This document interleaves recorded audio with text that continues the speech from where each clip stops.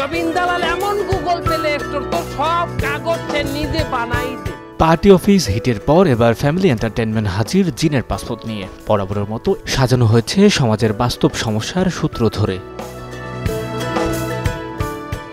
কন্টেন্টের শুরুতে দেখা যায় বিদেশ যেতে আগ্রহী একজন লোককে, যিনি নবীন নামের এক লোকের কাছে যান পাসপোর্ট করতে।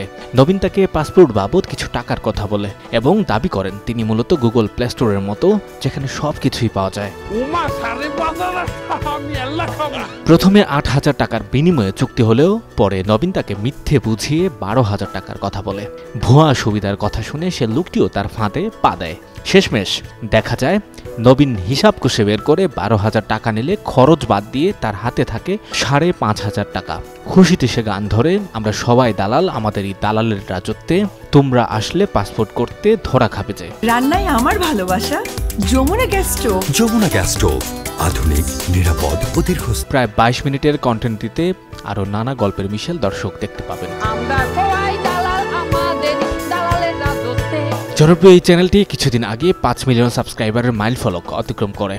সমাজের নানা অসঙ্গতি মজার ছলে তুলে ধরে প্রায়ই ভাইরাল হয় চ্যানেলটির নানা কন্টেন্ট। আমি আমার বাপরেও ছাড়বো না দালালির ক্ষেত্রে, কথা বোঝা গেছে। সঞ্জয় দত্ত, যুগান্তর নিউজ।